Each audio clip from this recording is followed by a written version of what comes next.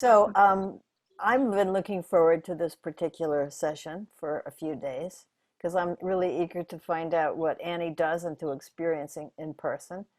And Annie Spade is a Montessori teacher and, in fact, founded the Montessori School of the Epiphany in Austin. And she's just been an educator for her whole career. And she has three daughters who have also been educated in Montessori schools. And she's also, besides being a teacher and an educator, she's somebody who looks at education and nature from a spiritual perspective, and she looks at nature from an educational perspective.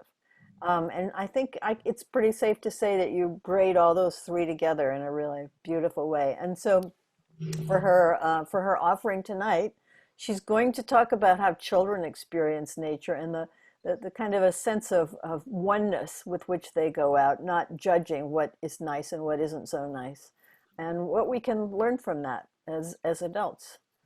So Annie and Annie's being assisted by Lauren Grace, who's also in Austin.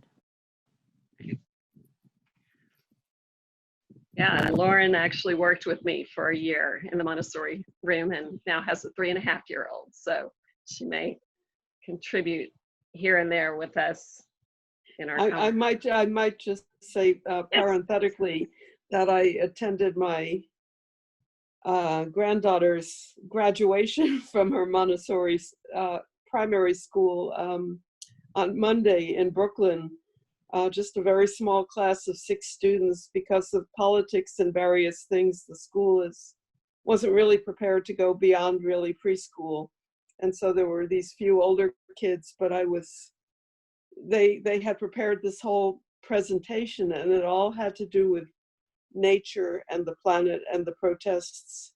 And I was just so touched by it. And the 2 children are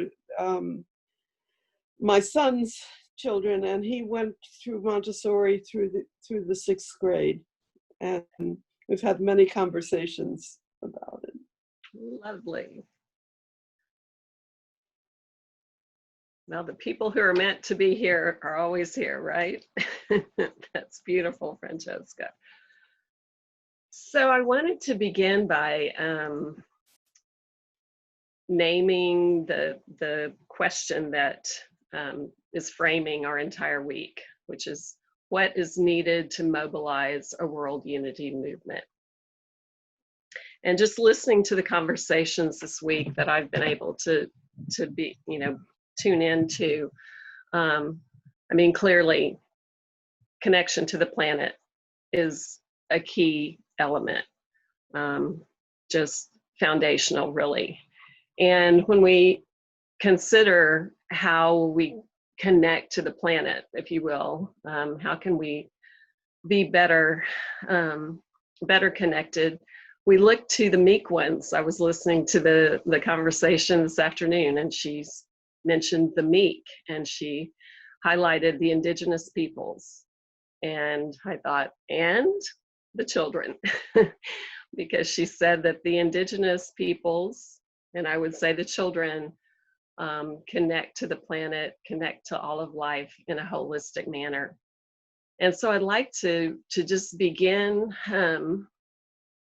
All of us are living in the land known as Turtle Island, aka North America, but each of us also is on a land that ancestrally belonged to Native peoples. My home is on the Tonkawa people's land. And so I just wanted to begin by taking a moment to call that in, and then we will focus on the child as well, and just kind of an opening ceremony, grounding, if you will. If you know the land, whose land you live on, I invite you to call that in now. I live on Ramapo Lenape land in Pennsylvania.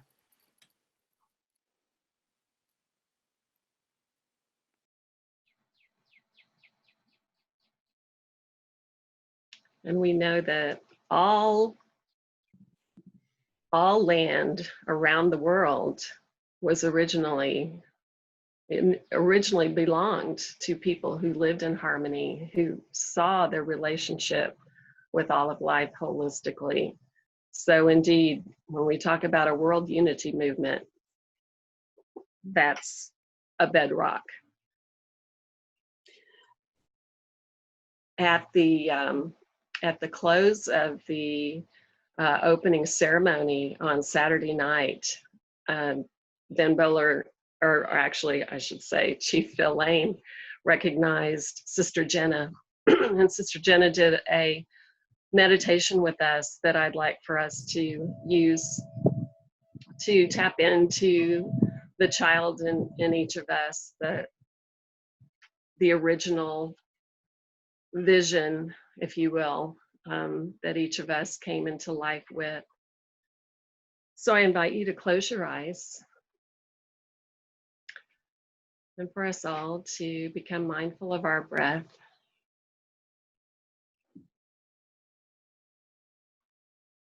Our feet on the planet.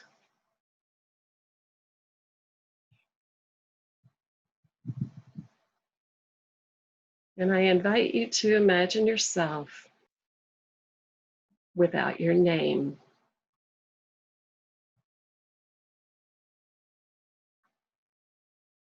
without your gender,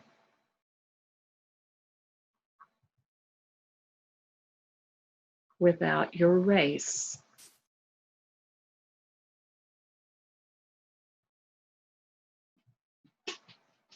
I invite us to imagine ourselves without nationality, role,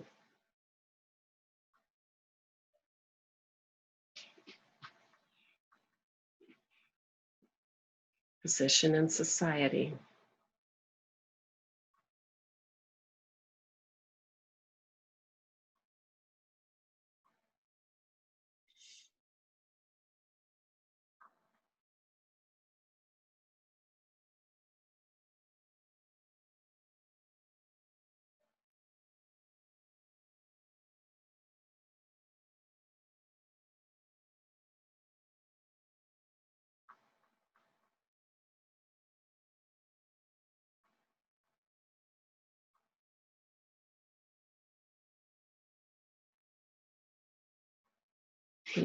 When we reach that space,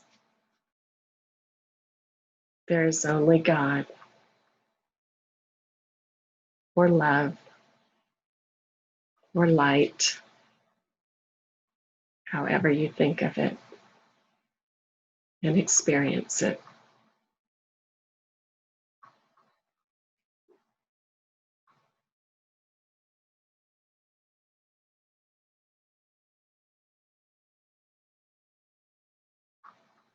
So gently, I invite you now to come back with that awareness.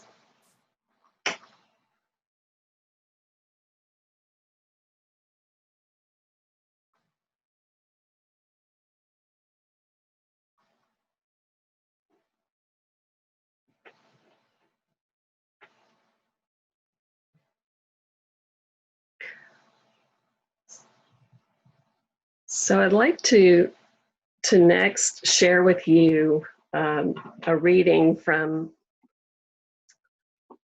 Ecopsychology that was actually, it's from an essay by Paul Shepard. And he speaks of the origins of human life and how the infant emerges from the womb. He mentions how the newborn needs association with the mother, first of all, whatever the circumstances. And then he says, for the infant as person to be, the shape of all otherness grows out of that maternal relationship. Yet the setting of that relationship was, in the evolution of humankind, a surround of living plants, rich in texture, smell, and motion. The unfiltered, unpolluted air, the flicker of wild birds, real sunshine and rain, mud to be tasted, and tree bark to grasp, the sounds of wind and water, the voices of animals and insects and humans. All these are not vague and pleasant amenities for the infant, but the stuff out of which its second grounding, even while in its mother's arms, has begun. Paul Shepard goes on to call this a second fetal landscape, where he says the surroundings are also that which will be swallowed, internalized, and incorporated as the self.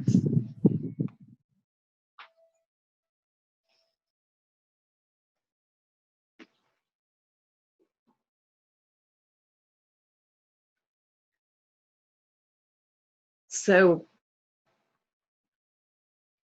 we think about how we come into life now, so often, especially in the first world, and we could have a conversation about this. We could all call that in, that the infant is kept out of the natural world, mostly. Maybe the child is put in a stroller, but overall, we're indoors and kept apart from this natural environment, this second fetal environment that is meant to bring us into life, that is our home, that we're meant to incorporate into our lives and to form the bedrock of our lives.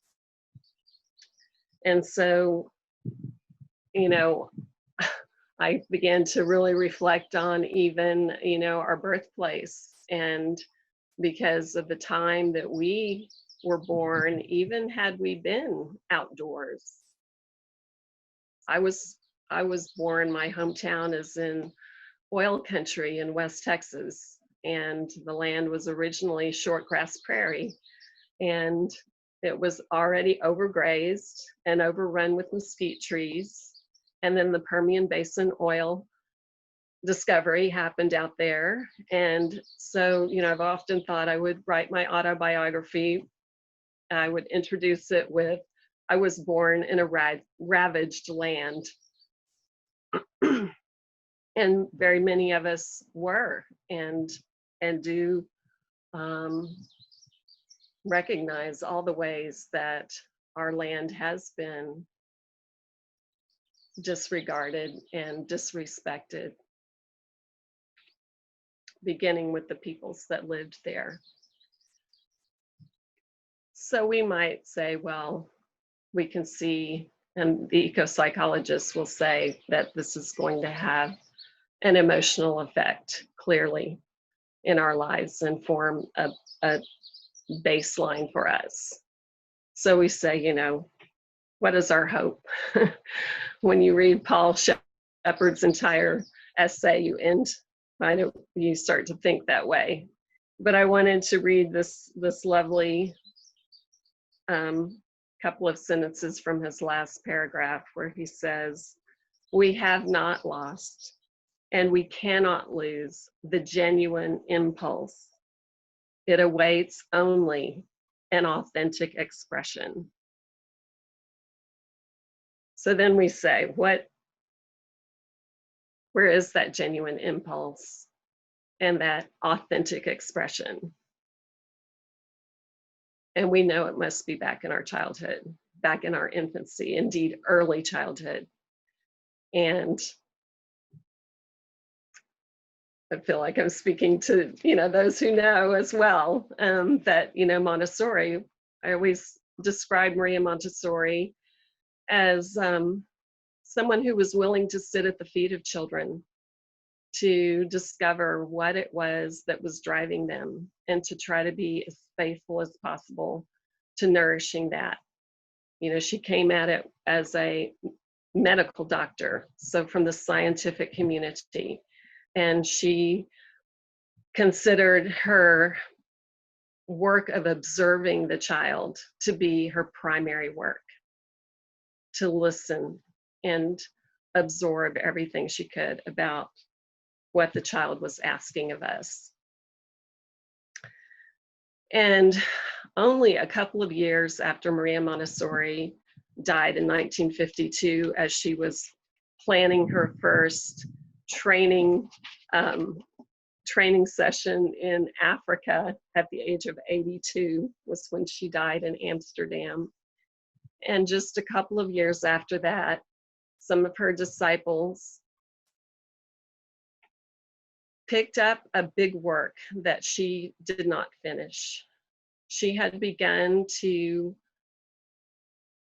study the spirituality of the young child and to see what would be the most nurturing for the spiritual nature of the young child. She had absolutely seen it over and over again, the natural contemplative nature of the young child. And but she had not gotten very far with understanding what it was comprised of, and what would nourish it. So often, even in her work, it was what she found that would nourish it would help her to understand what the hunger was. So Dr. Sofia Cavalletti and John Agobi and others began in Rome in 1954 and studied the spiritual capacities of the young child. And the most central capacity, indeed, the greatest potential that the young child has, the greatest yearning they have, is to fall in love.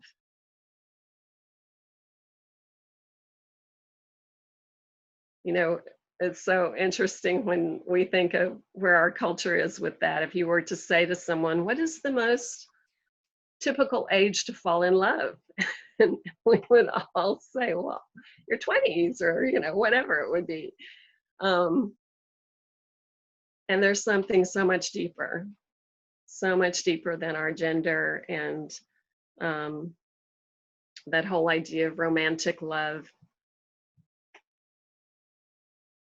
So I just want to spend really most of the rest of the time breaking open what that means for the young child to fall in love, and how we support that, and what drives that, and what it looks like. We're going to share some videos from the school, some real short videos that I think will give you a really good sense of that. So a couple of things that undergird that, that Cavalletti and John Agobi discovered, is that the child wants to know what matters. Indeed, the child is essential. That's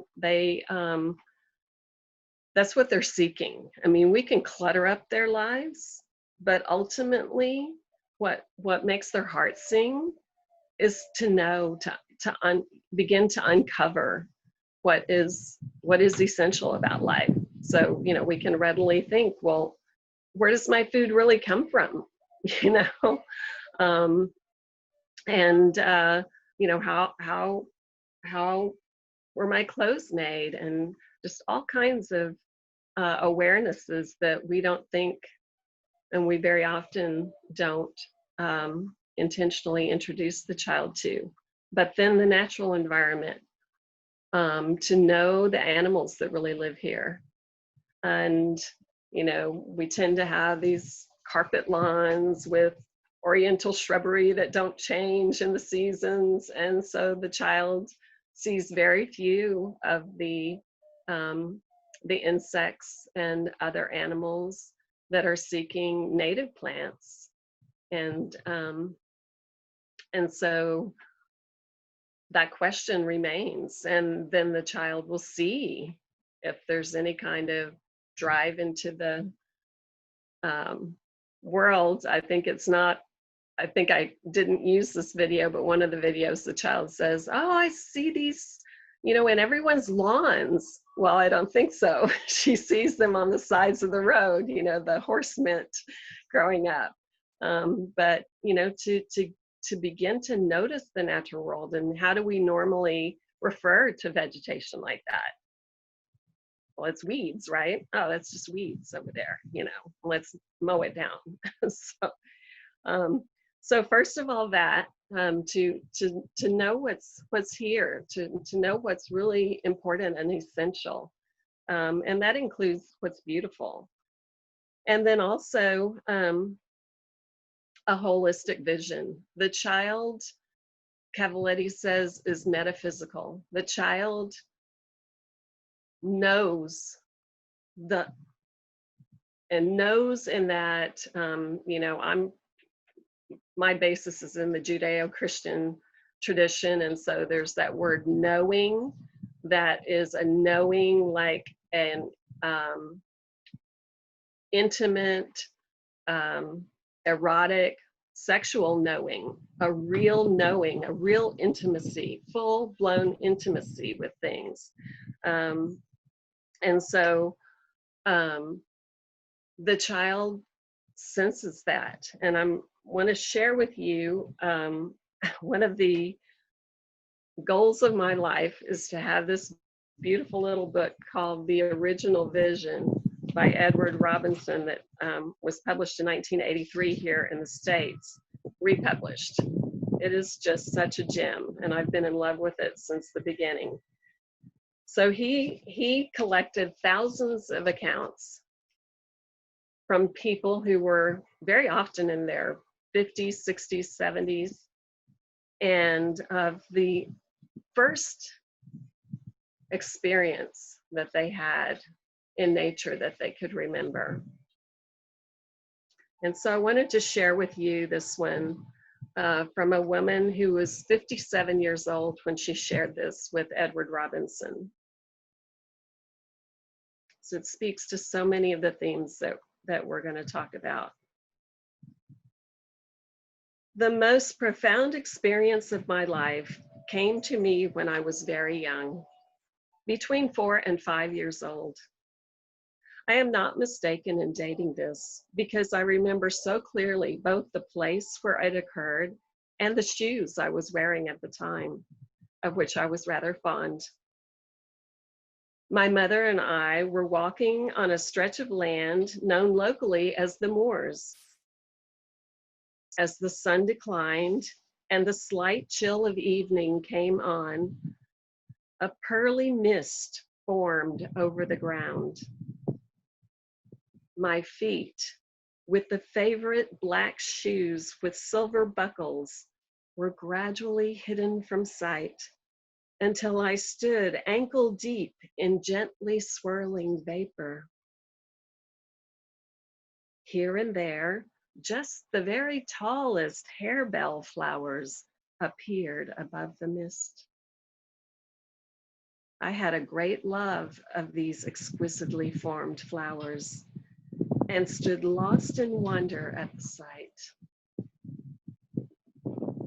Suddenly, I seemed to see the mist as a shimmering gossamer tissue, and the harebells, appearing here and there, seemed to shine with a brilliant fire. Somehow I understood that this was the living tissue of life itself, in which that which we call consciousness was embedded, appearing here and there as a shining focus of energy in a more diffused whole. In that moment, I knew that I had my own special place, as had all other things, animate and so-called inanimate, and that we were all part of this universal tissue, which was both fragile, yet immensely strong, and utterly good and beneficent. The vision has never left me. It is as clear today as 50 years ago. And with it, the same intense feeling of love of the world and the certainty of ultimate good. It gave me then a strong, clear sense of identity, which has withstood many vicissitudes, and an affinity with plants, birds, animals, even insects, and people too, which has often been commented upon. Of course, at the early age of 4 or 5, I could not have expressed anything of the experience in words, in the words I have now used. And perhaps the attempt to convey the absorption of myself in the whole and the intensity of meaning sounds merely overcolored. But the point is that by whatever mysterious perception, the whole impression and its total meaning were apprehended in a single instant. Years later, reading Meister Eckhart and Francis of Assisi, I have cried aloud with surprise and joy, knowing myself to be in the company of others who had shared the same kind of experience and who had been able to set it down so marvelously. This is not the only experience of the kind that has come to me, but it is without doubt the one which has laid the deepest foundations of my life and for which I feel the profoundest gratitude.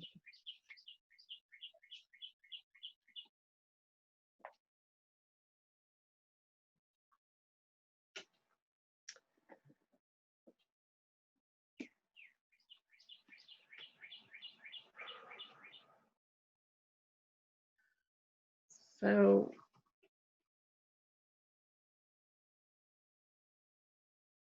consciously or unconsciously, I believe all of us had moments like this when we were young children. And so, what I hope to be sharing with you here and what I found for myself is that in knowing and understanding early childhood better, we can continue to expand upon those sensibilities. And the other aspect that I want, the other driver, if you will, of this propensity of the child to fall in love is their sense of wonderment. And so Sophia and Jana write about the education to wonder is what they call it. And just what they discovered about nourishing the young child's natural sense of wonder.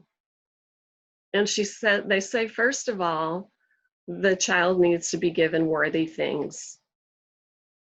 And so we've already talked about that the child is interested in what's most essential, what's most beautiful, most important. So that's our first attention, is if we want to nourish the child's sense of wonderment, we need to be very intentional, and for ourselves too. So, there's the child and the child. So, in so many of these conversations, there's a reference to here's what we need to build for children. But my point here is to share what, as Trevi introduced us so well, is how we can nourish this for ourselves as well, and what the child has to teach us. So we want to give ourselves worthy things as well. And then to connect. And so I'd like to share with you now some of the tools, if you will, just a couple of simple tools. Seems a little obvious in some sense, but if we want to know what wildflowers are growing beside the roads, then we can avail ourselves of a nature guide of some sort, right? And if we want to know what animals live around here, what insects, what butterflies we're seeing, then we avail ourselves of some kind of nature guide. So many, many years ago, the Audubon pocket guides had come out. And that's what I created cards for the classroom so that the children can start to learn names. Language is very important to the children. And, you know, when we have a name for something, then it really helps us to begin to appreciate the special qualities about that particular thing. So that's where the child is introduced very often, but it could go the other way. Like the child mentioning she had seen flowers on the side of the road. Well, let's go investigate and find out more about that. Find out its name and find out when it blooms and all that kind of thing. So, so we're going to share a couple of sets of cards, a set of purple wildflower cards, and some of the mammals from Central Texas. Lauren's going to share those, and then we're going to go into some videos and see how the children take that out into the field. So here are some of the medium-sized mammals in Central Texas. So we see possum and beaver and a couple of kinds of skunks, and yes, and then we go on to the wildflowers, and so many different types of purple wildflowers, white wildflowers. We kind of keep them like that in the colors, so it helps them to begin to find them and distinguish them.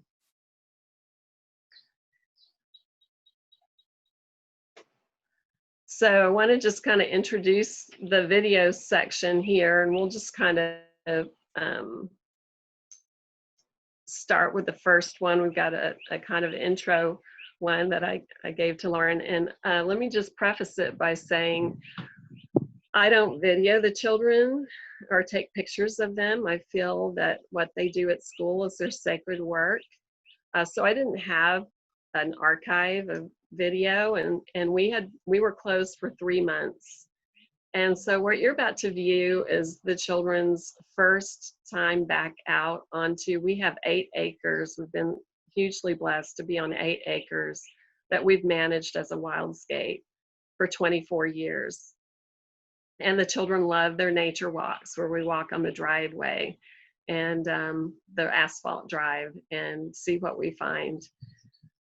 So, so you're going to see a lot of enthusiasm and excitement, especially, but they're always very excited, but I think it's even more so here. And these children are 5 and 6.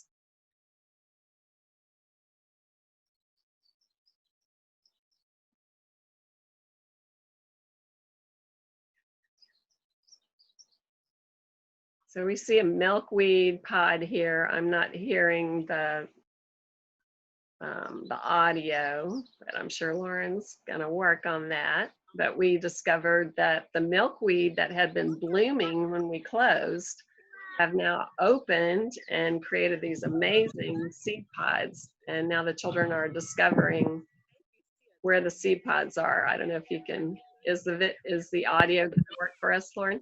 I see a stick seed kind of shape. I see seeds inside. Now that's just a little piece of a leaf on there, right? Like in the middle, there's like little white seeds. Right. Bye-bye. Mine went on the tree. Did it? Oh my goodness, they're flying everywhere. That's mine. So this will make more milkweeds for next year.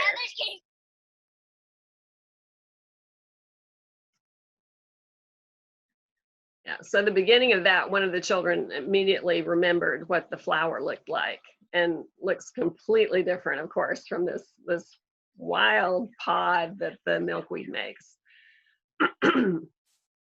And we're going to go on to some more of that. We encountered more milkweed down the drive, and you'll hear a little more of that joy and delight over that.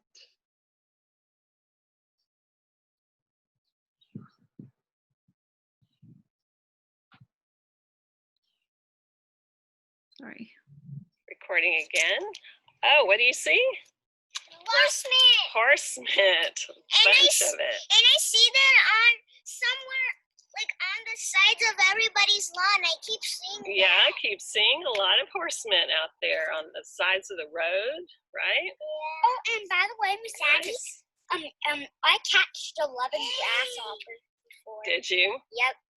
Look at It's my backyard. Oh my gosh, do you see so that much white fun. one? Look at that I flower was just going to ask about that. Look at that yellow Sometime, flower. yeah, hang on just a moment. Look at the white Let's one. finish talking about the horsemen because somebody just mentioned something that some of them have some white and some of them are darker purple. Like that one. Yeah, but then some other ones are not so much. We see some, what other colors we see? We see some pink. Hey, a 3 double.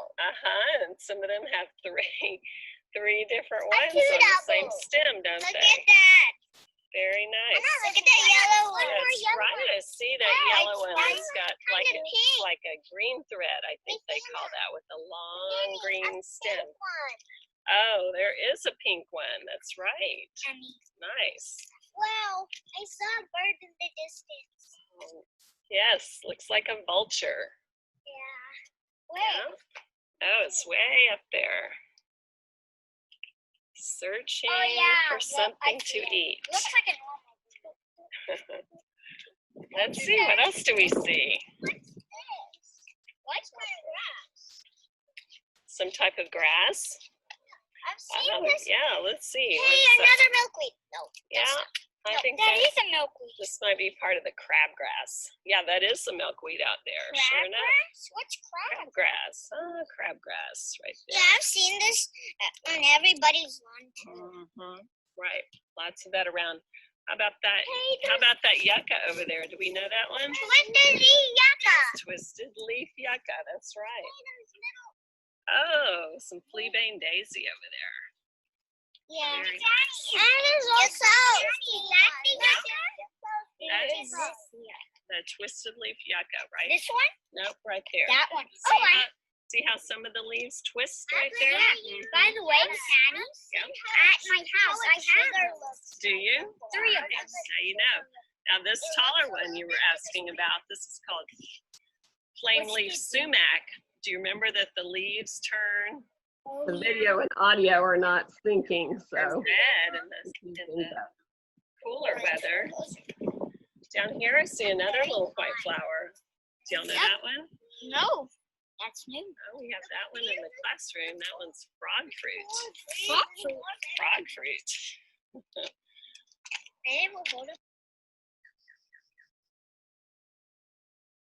This.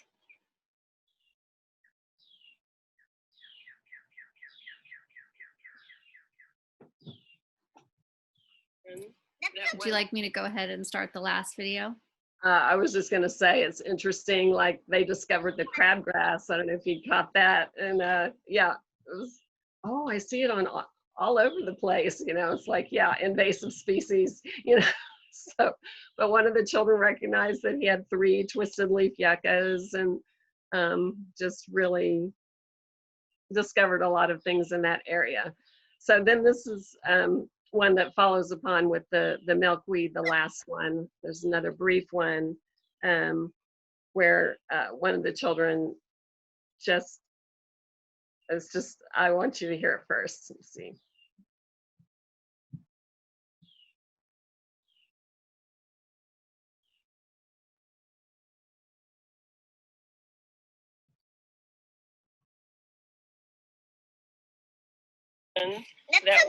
That's not open yet. That's a bud. That dark brown one. Hey, there's another one. Yeah, those have already. Dandelions. Yep, those are about done, aren't they? A seed flew over there. One of these seeds. Did it? Look, I got one. Whoa, this is so pretty. Hey, look, I got a seed. Oh, look. It started laying eggs. Oh, they hear me. Oh, is there a creature? I got a seed. No, it's so, it looks like beautiful white one. Wow. It's the beautiful It one. does. The seeds are just popping out, aren't they? And it has little brown stuff on it. And the little brown stuff is probably the Wow. seed itself. Hang Wow, on just there's a a minute. What's whole that? bunch of those kind of Oh, white yes, that's a flowers. fresh one. And it's got a little seed right No, there. wait, I found a bug. Yep, bug on that leaf right there. There Oh, very yeah. often are some It's a bugs little here. bug. Oh, that's a really cool one. I know. Yellow and black. It looks like a bug of.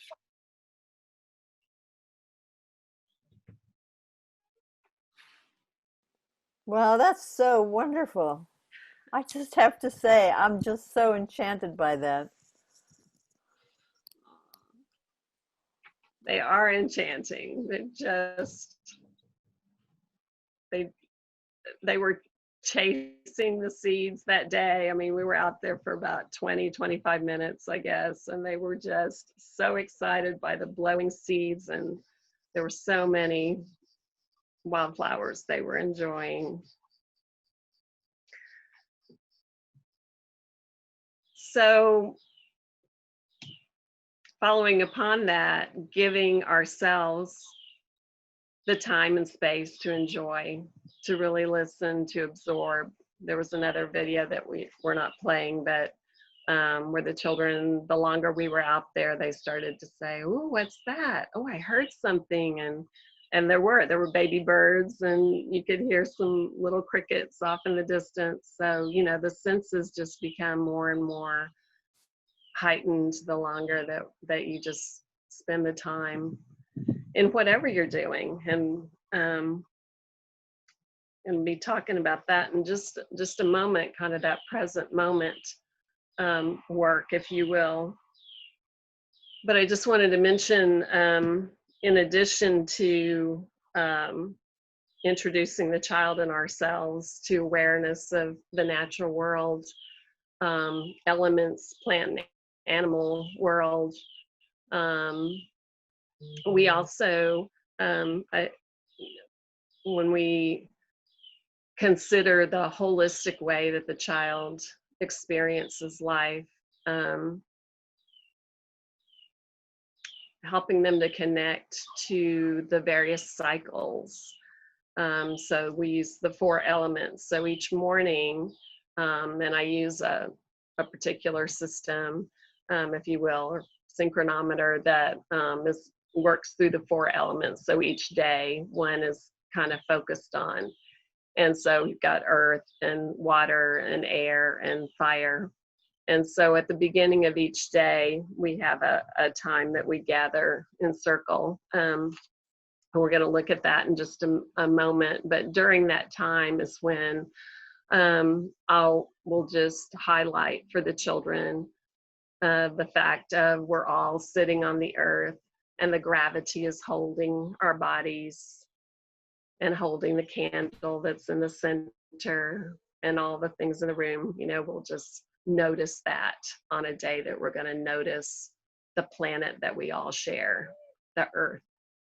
Yeah, this is where we would do that in the morning when we're gathering. And I'll talk more about it in a few moments, but then we'll also talk about the water cycle and this water that we drink and all the different ways that it supports our body and comes out of our body. You know, clearly our body is using it in so many different ways, and just letting them be aware that their body is mostly water and manifests in our blood, but ears and our sweat and our pee and all of those things. And they're just so blessed by that. It's just absolutely feeds their sense of wonder to consider that cycle. And I was sharing this with an adult recently, and she said, "I want to come to your school," you know, just to focus on that type of thing at the beginning of each day. And then on air days, of course, we talk about how the plants clean the air, change the air for us from carbon dioxide to oxygen, a different type of air. And then when we breathe out carbon dioxide that the plants can use. and that we're all breathing one another's air all the time. And then the fire, of course. Then we have our candle, and I'll talk about the way we bring each of these in a little bit. But with the fire, we call in awareness of the sun as a star. And is it the largest star? Well, no. It's just that it's the closest to us. It's the one that we can feel the heat of, and the one that we can have our world be lighted by. And so we definitely are aware of the moon phase and the way the moon reflects the light of the sun for us.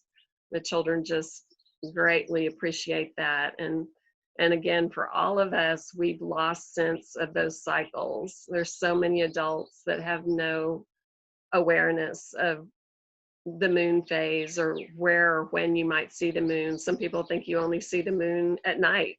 They've never even observed the moon during the daytime. And so developing that practice of looking for the moon, because we'll do that then when we're on the playground, if it's there during the daytime. But I'll talk to them about, this evening when you're outside, you might see the new crescent moon, as we do right now, just to help them to be watching for it. And they bring that to the circle all the time, that they saw it last night, and the excitement and joy is just as palpable as in these videos. So when I wanted to just use that sense of, just giving ourselves time to reflect on all these things and just enjoy and listen in nature, as a way of feeding our wonderment, to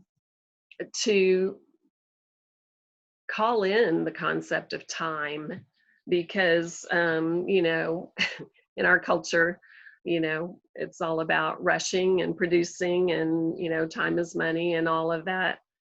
And natural time, the way the child and the indigenous peoples experience time,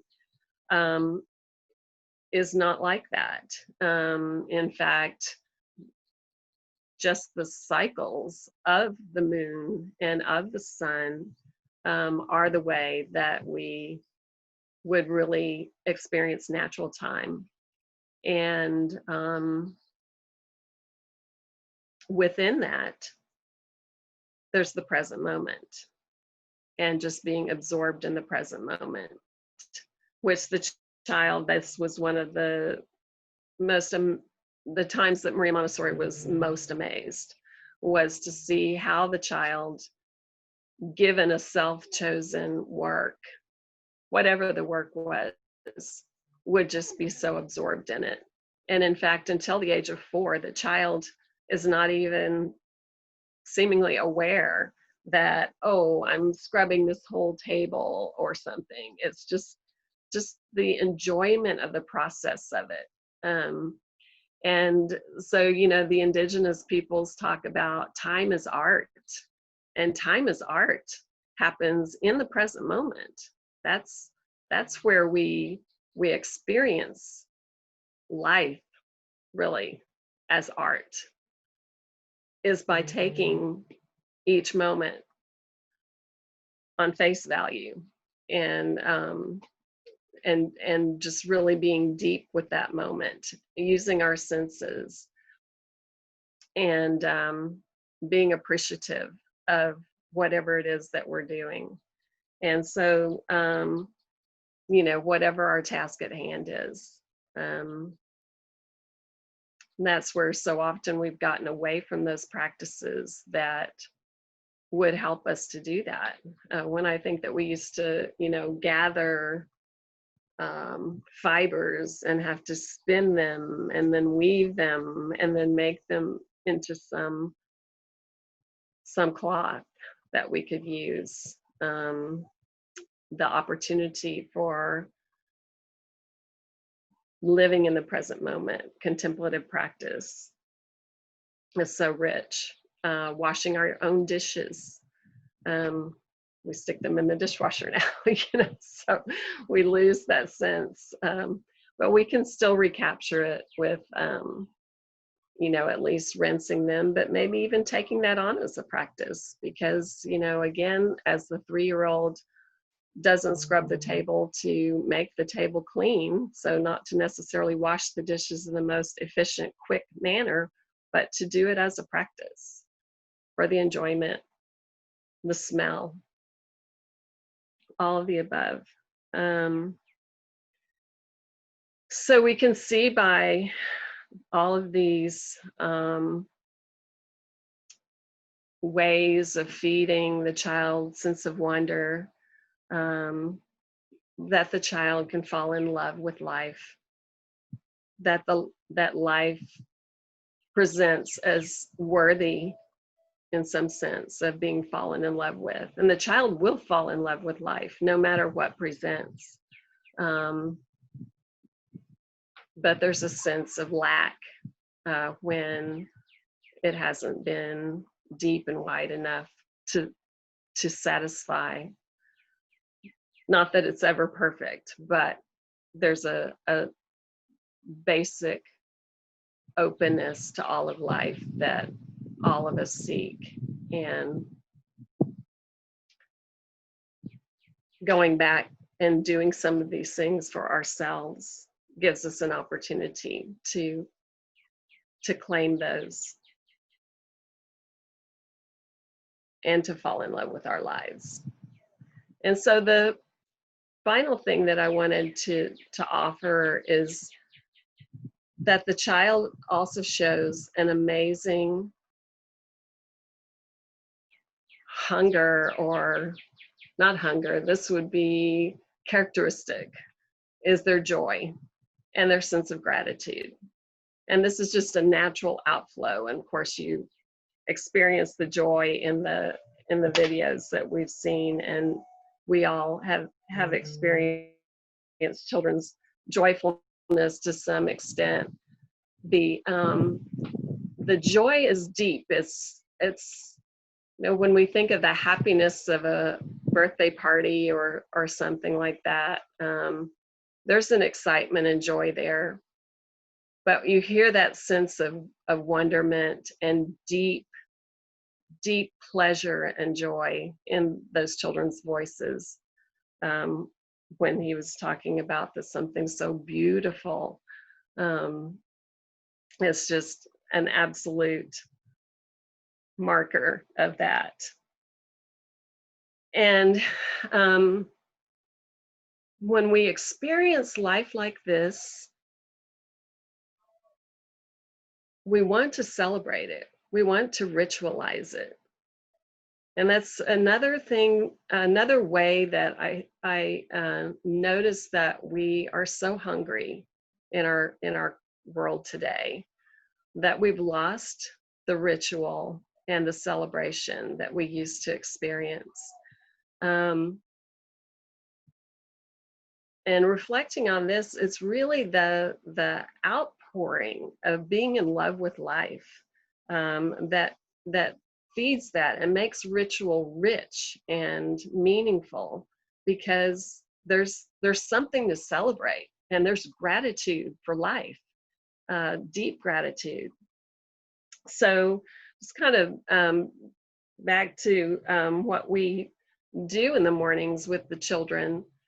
We again bring in the 4 elements, and we've got a child playing the Native American drum. We do some rattling. All the indigenous cultures used a drum and a rattle. It was a part of all these cultures. The rattling is about calling in the spirit and releasing anything that doesn't serve. And so I do the rattling of the child who's going to drum and the child who's going to be the rattler for the day, but then the children take it over. So I didn't want to take a picture of the front of any of the children, so you see me here performing the rattling, serving this child in that way. And then we have a I have a large shell of water and do a sprinkling for each child. We have had the children dip their hand in and do it for themselves, but honestly, it's like they love the evoking of the rain and the receiving of water as a gift. And so I just do a kind of bestowing or blessing with the water, and they tell me it has to be 3 times. One time is not enough. I have to do three sprinkles of water with them. And then of course, you know, we're seated on the earth, and the drum is very much vibrationally helps us to really feel our bodies on the planet. And then we're going to chant. We chant some vowels from the Celtic tradition or the Druidic, with the basis of our language, which is vowels. So we do a chant of 3 vowels, and then of course we're gathered around the candle. And I recognize that this is really the way that Indigenous peoples have always gathered and celebrated, to gather around the fire with drum and rattle, to chant, and to tell stories, to call in the cycles of Mother Moon and Father Sun and the stars. The children have been working this ritual. Really, the children have developed it with me, just as I explained about the water. You know, things have evolved over about a 6 or 7 year period. And I didn't get permission from the parents, but we end with silence. And the children just naturally, you know, I'm seated, and I used to only do it for like 1 minute. You know, I thought, okay, that's probably enough. And then I just started experimenting with it. And the children, if you know the child's pose from yoga, they virtually all put their faces down and go prone on the ground. And we meditate for 3 or 4 minutes like that now. They just have such a natural reverence. Even children who have no religious tradition whatsoever, they, you know, will put their hands together and walk so slowly and reverently around the circle. I remember a dear friend of mine who's Muslim, and when her little 3-year-old grandson came to visit and they were having the regular daily prayers, she says, Omar is the first one. He runs with the prayer mat and says, Papi, it's time. And she noticed her 3-year-old grandson's natural reverence right away. The child's just so ready to celebrate life and to ritualize life.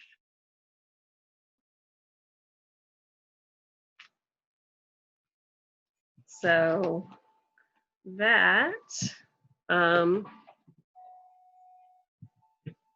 is where I'll stop.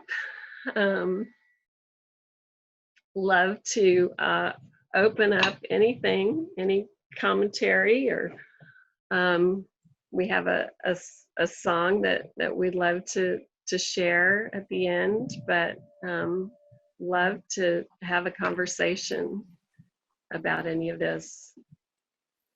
I'd like to say, I mean, I just found that this whole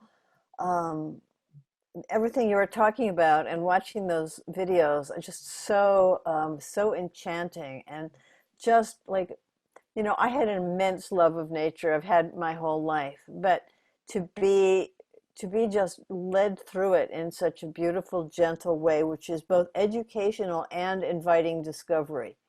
You know, like watching you take them along that path so that they could look at the flowers and the butterflies and all the different various things they saw, and just like leisurely being with each of those things.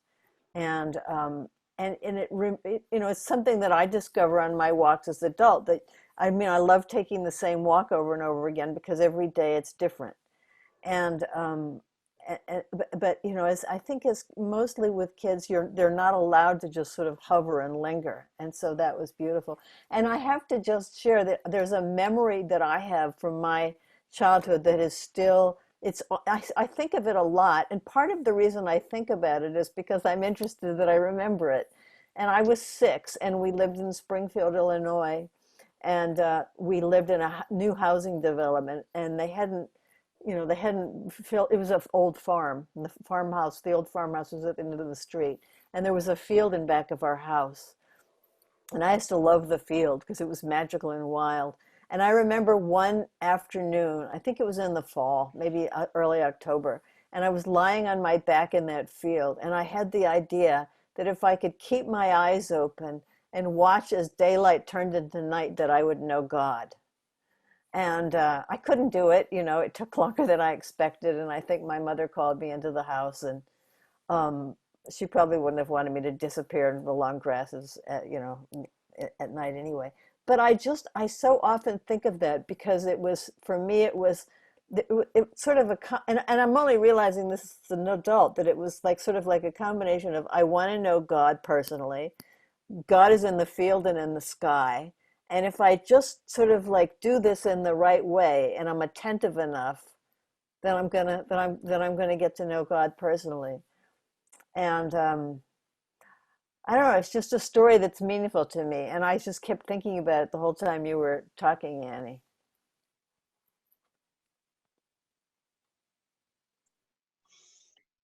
I was thinking of an early memory as well.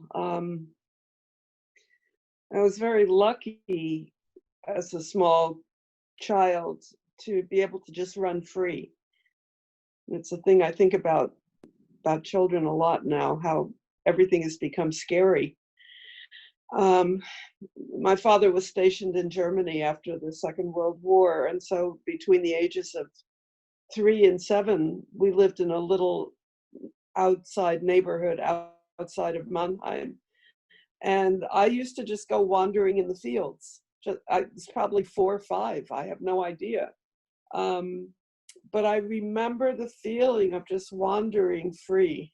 And I wrote a poem in a workshop once, and I only remember the first 2 lines right now, but it was probably the poem that has meant the most to me. And it starts, "A small child is walking in the fields. She is talking to God."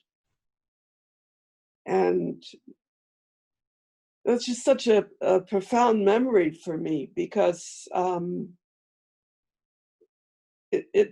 I don't know whether it was benign neglect on the part of my mother.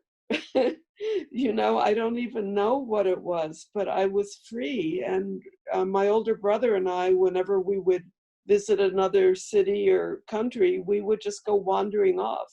And I didn't, then we came back and lived in the city, and so that kind of disappeared. But then we moved to a small army town in suburban Maryland, and a new apartment development, and it was bordered by some woods and cornfields and apple trees, you know, that were probably part of the farm. And once again, I was just free to wander. Nobody checked in on me, just, you know, to see if I was safe. And I'm grateful that my 2 grandkids in Brooklyn live within 4 blocks of Prospect Park, which, for people that know New York, it's the 2nd largest park in New York City. And so my son, whenever possible, takes them out to the park just to run. And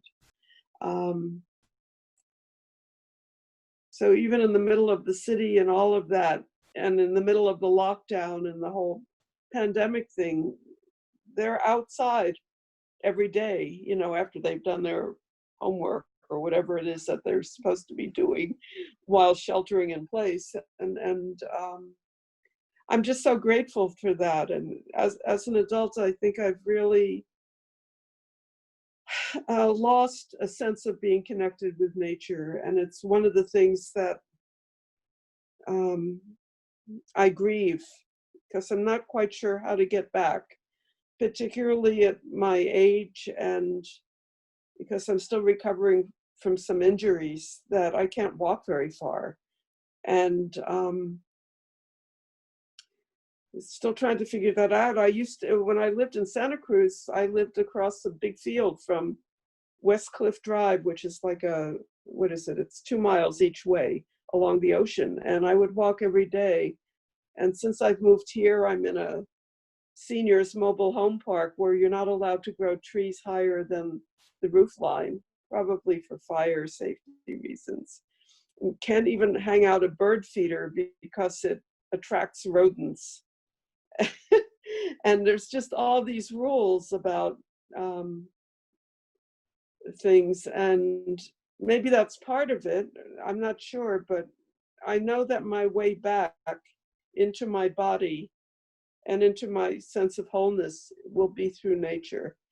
And I sure need some shepherding for it. And I think it's one of the things that drew me to the Nova Sutras group, because they emphasize that so much. I don't know if any of you got to the workshop on forest bathing earlier in the week. I missed it too, but it's one of the things that, at least when people could go out, they did on a regular basis. And I'm really looking forward to that experience again, because I have to drive to get anywhere close to a tree.